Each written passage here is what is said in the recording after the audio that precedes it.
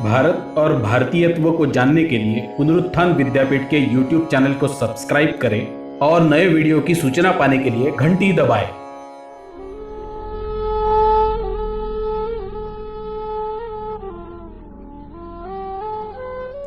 हरि ओम। श्री परमात्मने नमः। श्री सरस्वत्यै नमः। श्री गुरुभ्यो नमः। हरि ओम। हम पुनरुत्थान विद्यापीठ की शिक्षा योजना के बारे में बात कर रहे हैं। पुनरुत्थान विद्यापीठ की शिक्षा योजना में कुटुंब में प्राप्त होने वाली शिक्षा का बहुत ही महत्वपूर्ण स्थान है। हमने कुटुंब जीवन के बारे में विचार करना चाहिए, अनेक आयामों के बारे में विचार करना चाहिए। हमारा कुटुंब हमारे आसपास के समाज के साथ संबंधित है। हमारे आसपास की दुनिया के साथ हमारे कुटुंब का संबंध है। इसलिए दुनिया के बारे में विचार करना, दुनिया की स्थिति कैसी है इसके बारे में विचार करना और उसके अनुरूप हमारा कुटुंब में व्यवहार कैसा बनेगा इसके बारे में विचार करना हमारा दायित्व बनता है। ऐसे ही एक विषय के प्रति मैं आपका ध्यान आकर्षित करना चाहती हूँ। आजकल ग्लोबल वार्मिंग की बहुत चर्चा होती है। पर्यावरण का प्रदूषण हो रहा है, इसकी भी चिंता की जाती है। पर्यावरण का विषय तो हमारे बच्चे कक्षा 3 से पढ़ना शुरू करते हैं। एनवायरमेंटल साइंस, पर्यावरण विज्ञान, इस विषय में अनुसंधान भी बहुत हो रहा है, रिसर्च भी बहुत हो रही है। किस प्रकार से तापमान कम हो, किस प्रकार से प्रदूषण कम हो, इसके बारे में विश्व भर में वैश्विक स्तर पर परिचर्चाएं होती हैं। शासन का भी पूरा का पूरा एक मंत्रालय इस विषय के लिए समर्पित है। परंतु हम क्या कर रहे हैं? इन सब का संबंध हमारे व्यक्तिगत और पारिवारिक वातावरण, मानसिकता और व्यवहार के साथ है कि नहीं है? अगर हमारे व्यक्तिगत व्यवहार में, हमारे विचार में परिवर्तन नहीं होता तो पर्यावरण के प्रदूषण की समस्या कभी भी हल नहीं होती। इस बड़े तथ्य की ओर, इस मूलभूत सत्य की ओर हमने कभी ध्यान दिया है क्या? जरा विचार करें। पर्यावरण के प्रदूषण के लिए प्लास्टिक बहुत बड़ा जिम्मेदार ऐसा तत्व है।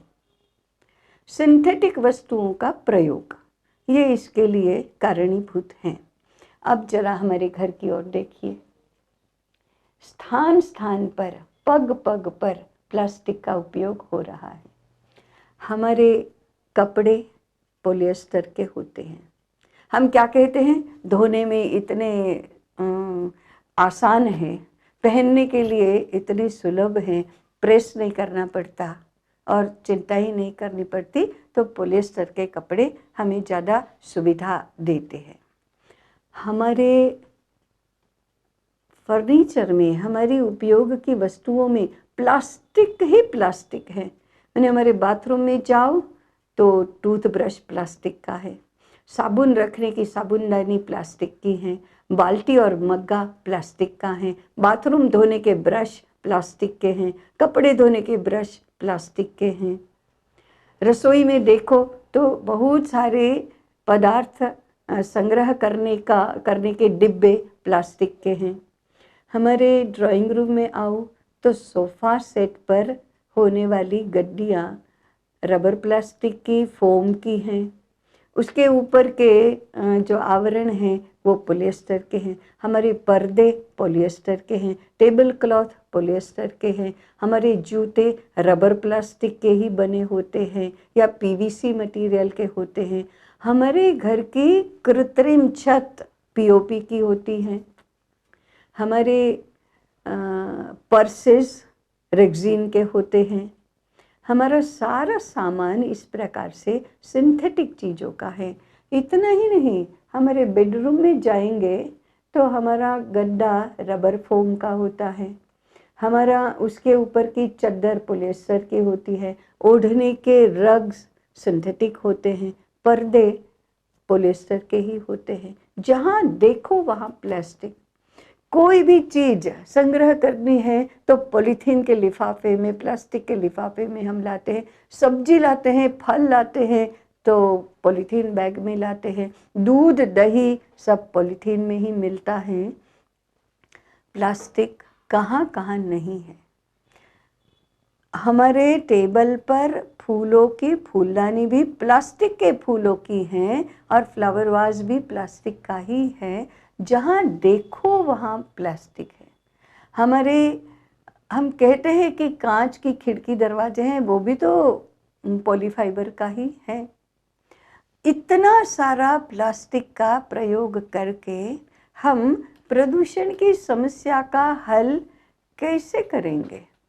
क्योंकि छोटी बातों से ही बहुत बड़ी बात बन जाती है। जब कोई हमें कहता है कि प्लास्टिक का उपयोग कम करो या मत करो, तो हम कहते हैं देखो कार में भी प्लास्टिक है, कंप्यूटर में भी प्लास्टिक है, बड़े बड़े सामान में प्लास्टिक है, इसका कुछ करो, बाद में हम टूथब्रश बदलेंगे या बाल्टी और मग्गा बदलेंगे। ये तो गलत आर्ग्यूमेंट हुई, ये गलत तर्क हुआ। बड़ी बड़ी बातों में हमारी कदाचित मजबूरी है, परंतु प्लास्टिक का मग्गा और बाल्टी तो बदल सकते हैं। अरे कुछ नहीं तो हमारे गुलदस्ते के फूल तो हम छोड़ सकते हैं। नहीं, गुलदस्ते के फूल भी नहीं छोड़ेंगे, वो भी तो धो धो कर हमारा हमेशा के लिए उपयोग में आएंगे। इसलिए कुल मिलाकर सस्ते होते हैं और कितने रंग बिरंगी सुशोभित ऐसे मिलते हैं, ऐसा करके लाएंगे। तो प्लास्टिक का उपयोग हम बिल्कुल ही कम करना नहीं चाहते हैं और पर्यावरण के प्रदूषण से चिंतित हैं। फिर सरकार कभी कभी इसके ऊपर प्रतिबंध लगाती है, तो हम क्या करते हैं? चोरी चोरी भी उसका उपयोग करते हैं। सरकार क्यों नहीं इसका कुछ करती, ऐसे चिल्लाते हैं। परंतु सरकार जब कुछ करती है तो हम चोरी छिपे करते हैं। हम प्लास्टिक का पैकेट तो होगा, अब उसको कागज में लपेट लेंगे तो अंदर प्लास्टिक, बाहर क्योंकि दंड होता है इसलिए बाहर कागज लपेटते हैं। प्लास्टिक की पैकेट के ऊपर कागज की थैली लगा देते हैं। अब हम कहते पेपर कप आ गए। अब पेपर कप तो मजबूरी में आए, लेकिन पेपर कप के लिए कितना केमिकल्स का उपयोग हुआ बनाने के लिए, इसका विचार नहीं करते। मिट्टी का कुल्हड़ बनेगा तो हम उसका उपयोग नहीं करेंगे। घर में लोगों को भोजन के लिए बुलाया है तो प्लास्टिक के प्लेट्स यूज एंड थ्रो वाली लाएंगे, लेकिन पत्तल नहीं लाएंगे। केले की या पलाश की पत्तल का उपयोग हम नहीं करेंगे। वो भी तो हमारा भारतीय यूज एंड थ्रो है और पर्यावरण का प्रदूषण नहीं करता है, ऐसा यूज एंड थ्रो है, परंतु हम नहीं करते। ये प्लास्टिक का तो एक ही उदाहरण है, परंतु अनेक प्रकार से रसायनों का उपयोग करना हम छोड़ते ही नहीं हैं। उदाहरण के लिए हम रसोई में जो प्रिजर्वेटिव्स का उपयोग करते हैं वे भी तो केमिकल्स हैं और वे भी तो हानिकारक हैं।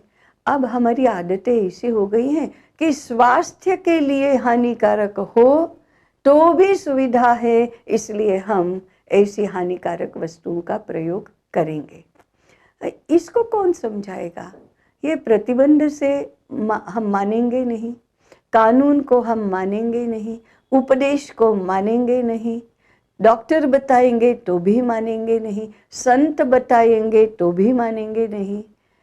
बाजार में मिलना बंद हो जाएगा तभी हम इसको मानेंगे, क्योंकि मिलेगा ही नहीं तो कैसे प्रयोग में लाएंगे। लेकिन बाजार में मिलना बंद नहीं होगा, क्योंकि बाजार तो पैसा कमाने के लिए चलता है, लोगों के स्वास्थ्य की रक्षा करने के लिए नहीं चलता। लोगों का लोगों का हित हो इसलिए नहीं चलता, पर्यावरण का प्रदूषण न हो इसलिए बाजार नहीं चलता। बाजार पैसे के हिसाब से चलता है और पैसा कमाने के लिए स्वार्थ नहीं छोड़ना ये तो कोई भी नहीं कहता है। पैसा कमाने के लिए हम कुछ भी कर सकते हैं, यही हमारे अर्थशास्त्र का नियम है, यही अर्थशास्त्र विद्यापीठों में सिखाया जाता है। इसलिए बाजार तो इसे बंद नहीं करेगा, बाजार नहीं करेगा इसलिए विज्ञापन भी इसके बनेंगे। अब प्रतिबंध है इसलिए विज्ञापन नहीं बनेंगे, लेकिन ऐसे हजार बातों पर प्रतिबंध कैसे लगाएगी सरकार? सरकार ने यदि प्रतिबंध लगाने का विचार किया तो मार्केट सरकार पर दबाव बनाएगा और प्रतिबंध नहीं लगाने देगा। इसलिए बाजार जब नियंत्रित करता है तो स्वास्थ्य की हानि होती है, नैतिकता की हानि होती है, पर्यावरण की हानि होती है और हम इतने दुर्बल मन के होते हैं, इतने विचारहीन होते हैं कि बाजार में मिलता है और हमारे लिए सुविधा है, विज्ञापन हमें मूर्ख बनाता है, इसलिए हम ऐसा प्रयोग करते ही रहेंगे। ना तो प्रतिबंध को मानेंगे, न उपदेश को मानेंगे, न अच्छे विचार को मानेंगे, कुछ भी मानेंगे नहीं। अब इसका हल क्या है? इसका हल यही है कि भगवान हमें सद्बुद्धि दे। इस सद्बुद्धि के आधार पर हमें कुटुंब जीवन की व्यवस्था करनी चाहिए। जो हमारे हित का है वह समाज के हित पर निर्भर करता है। समाज का हित होगा तभी हमारा भी हित होगा। समाज का अहित करके हमारा सुख और हित हम चाहेंगे तो वह लंबा चलने वाला तो नहीं है। कभी न कभी वो अहित और असुख हमारे तक पहुंच जाएगा। इसलिए कुटुंब में पर्यावरण के प्रदूषण को रोकने के लिए जो भी करना संभव है वह सब हमको करना चाहिए।